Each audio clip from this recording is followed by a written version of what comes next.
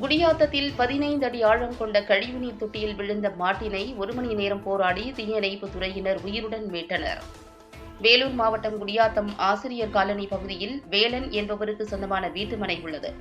இந்நிலையில் நேற்று மாலை எம்ஜிஆர் நகர் பகுதியைச் சேர்ந்த ராஜா என்பவருக்கு சொந்தமான காளை மாடு மேய்ச்சலின் போது வேலன் என்பவருக்கு சொந்தமான பாழடைந்த 15 அடி ஆழம் கொண்ட கழிவுநீர் தொட்டியில் விழுந்துள்ளது. காளை மாட்டின் அலறல் சத்தம் கேட்டு அப்பகுதியில் உள்ள பொதுமக்கள் சென்று பார்த்தபோது மாடு கழிவுநீர் தொட்டியில் விழுந்து அவதிப்பட்டு வந்ததை கண்ட அப்பகுதி மக்கள் உடனடியாக மாட்டின் உரிமையாளர் ராஜாவிற்கும் தீயணைப்பு துறையினருக்கும் தகவல் தெரிவித்தனர். விரைந்து வந்த தீயணைப்பு துறையினர் சுமார் 1 மணி நேரம் போராடி பொதுமக்கள் உதவியுடன் 15 அடி ஆழம் கொண்ட கழிவுநீர் தொட்டியில் விழுந்த காளை மாட்டை உயிருடன் மீட்டனர். உயிருடன் காளை மாட்டை மீட்டுக் கொடுத்த தீயணைப்பு துறையினரை பொதுமக்கள் வெகுவாக பாராட்டினர். மேலும் இதுபோன்ற பாழடைந்த பயன்பாட்டில் இல்லாத கழிவுநீர் தொட்டிகள் இருந்தால் உடனடியாக மூட வேண்டும் என தீயணைப்பு துறையினர் அப்பகுதியில் உள்ள பொதுமக்களிடம் கேட்டுக் கொண்டனர்.